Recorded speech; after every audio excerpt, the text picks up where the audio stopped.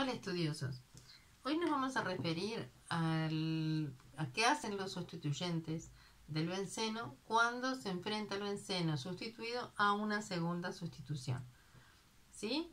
O sea, a cambiar otro hidrógeno, otro átomo de hidrógeno por un reactivo, ¿sí? Con una especie de un reactivo con el que está enfrentándose. En principio, quería decirles que cuando tengo un benceno sustituido, que eso creo que no lo hablamos en otro video, el benceno sustituido puede tener un nombre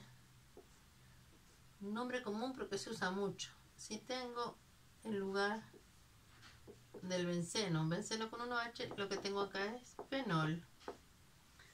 Si en lugar de 1H tengo un grupo, es un alcohol, ¿ven? Es un tipo de alcohol. Tengo un metil, lo que tengo acá es tolueno. Si hay una amina, puede ser en cualquier lado, no tiene por qué escribirse siempre igual. En este caso, esto se llama anilina, ¿sí? Entonces, un segundo sustituyente, por ejemplo,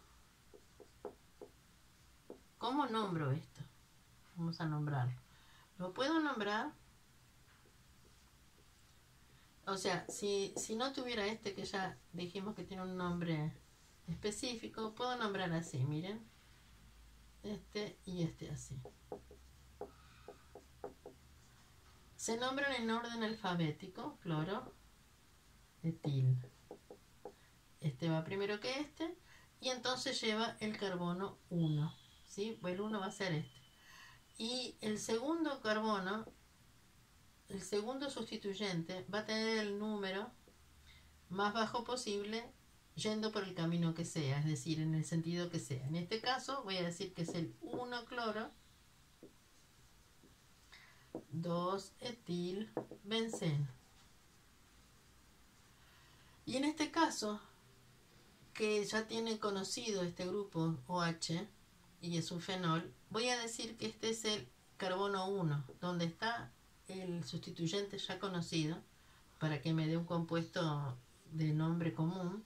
Entonces este va a ser 2-clorofenol.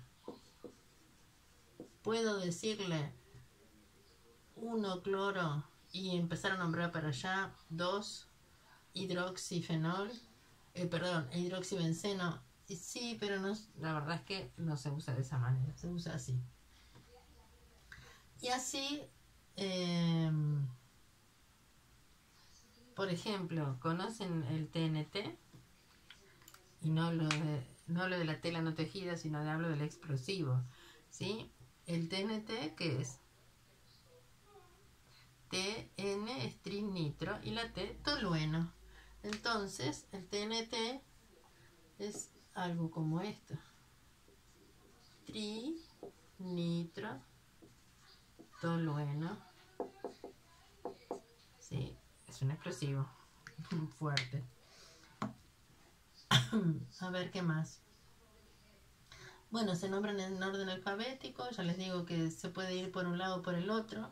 Es decir, en el caso de... Vamos a hacer otro. ¿Ven allí? Sí, se ve. Muy bien. Por ejemplo, si tengo un compuesto así, trisustituido, siguen las mismas reglas de nomenclatura. Este sería, vamos a poner un cloro por acá, metil, qué feito me quedó, ahí está, y bromo. Así que bromo, cloro, metil. El orden alfabético es ese, ¿no? Bromo, cloro, metil, benceno. Vamos a ver los números. Si este es el 1 y yo fuera en este sentido, el 2 en realidad me quedaría con números mucho más altos. Sería 1, 2, 3, 4, 5. Así que voy a nombrar el primero como 1 y lo sigo en este orden. Así que sería 1 bromo, 2, 3, 4 cloro, 2 metilbenceno. ¿Sí? Y así lo voy a nombrar. Ese es el tri. Así que elijo el orden en que voy a seguir, elijo el sentido del anillo que voy a recorrer para darle el resto de los números después que el primero se lo puse al que corresponde alfabéticamente. Bueno, eso con respecto al nombre. Pero ahora vamos a lo que es más importante. Que es, bueno, y me olvidé de algo más. Hay 3 posiciones que son características de la bisustitución. Si tengo, para cualquiera ahora, ¿sí? Si tengo un sustituto, qué feo me quedó eso, ¿no? Vamos a hacerlo bien. Si tengo, un poquito mejor, por favor, ahora.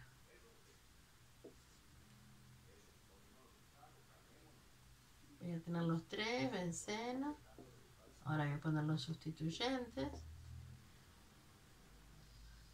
Esta es otra forma de nombrar los bisustituidos. Y es muy común. Voy a considerar siempre este como el de base. Entonces el segundo sustituyente puede estar ahí, puede estar acá o puede estar acá. Si estuviera acá y fueran solo 2, sería igual a este. Solo que lo cuento por el otro lado. Y si estuviera acá, sería igual a este. Así que tengo solo estos 3 posibles bisustituidos. Bisustituidos de benceno. Estas 3 posiciones. Y entonces, miren, esta posición con respecto a esta es orto. Esta posición con respecto a esta es meta, porque está como por la mitad. Y esta posición con respecto a esta es para. Para que es opuesta. Que también se conocen simplemente como O, M y P.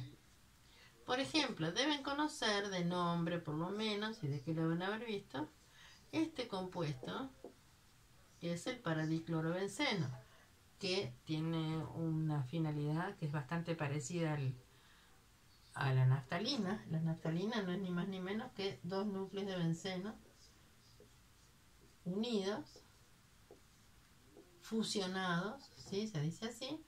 Fíjense que si yo en vez de esto escribo esto, es exactamente lo mismo, ¿sí? Son el mismo compuesto. Este y este.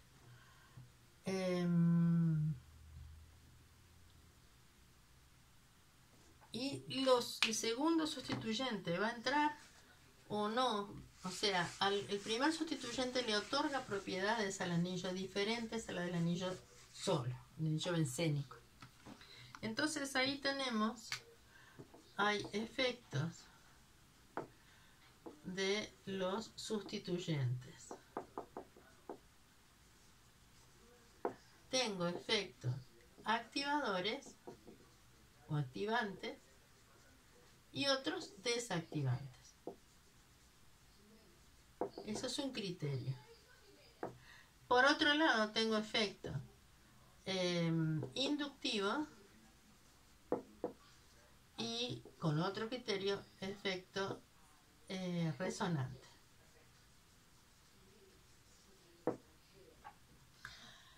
¿Qué quiere decir activador? Si tenemos un anillo bencénico y lo que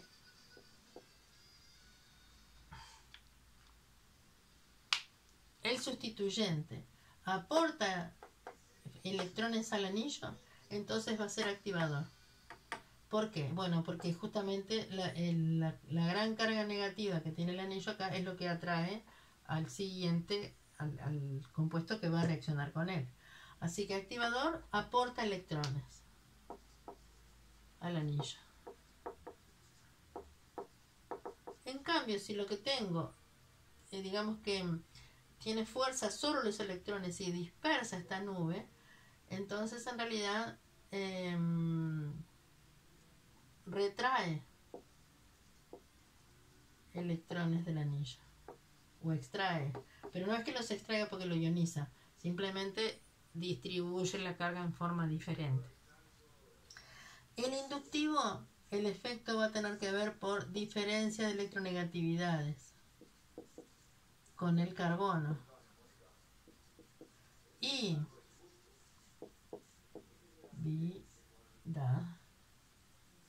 con el carbono. Y el resonante va a ser por conjugación de pares de electrones del sustituyente con respecto a los electrones del anillo. ¿Sí? Entonces ahí, miren lo que puede pasar. Puede haber uno con efecto inductivo activador, como es el caso del metil, el grupo metil, tiene un efecto inductivo activador sobre el anillo. Pero, por ejemplo, un halógeno, como es muy electronegativo más que el carbono, tiene un efecto inductivo desactivador. Y el resonante, ahora vamos a ver unos ejemplos, tiene que ver con dónde ubican los electrones en distintas formas resonantes. Si justamente los electrones son extraídos y se ubican en un átomo que corresponda al sustituyente, entonces lo va a desactivar. En cambio, si el sustituyente acomoda sus electrones de tal manera de donarlos al anillo, entonces lo que va a pasar es que lo va a activar. Y ahí tenemos una variedad de grupos que en general vamos a tener una tabla para poder trabajar con eso, porque si bien es cierto que podemos estudiarlos, vamos a estudiarlos uno, por lo menos por grupos, los más importantes. Cuando se hace una síntesis y se pone una serie de reacciones, es un poco difícil de visualizar si no tenemos como por lo menos un ordenamiento de cuál es más activante o cuál es más desactivante que cuál. Una cosa sí podemos decir, y es que además de activar o desactivar el anillo, el primer sustituyente orienta al segundo sustituyente. Entonces vamos a ver que los que son desactivantes orientan en posición meta. Y esto va a ser porque tiene menos estructuras resonantes que no contribuyen a la estabilidad. Y que los activantes van a orientar a posición orto y para. ¿Por qué? Porque van de todas las formas resonantes posibles, bueno, las posiciones orto y para son las que tienen más formas resonantes que tienen una mayor estabilidad. O sea, esto es para eliminar unas de más inestabilidad y esto es porque se logran unas formas de mayor estabilidad. La razón, en definitiva, siempre es buscar la estructura más estable, pero es como que no es la misma razón en un caso que en otro. Bien, hasta acá quería llegar.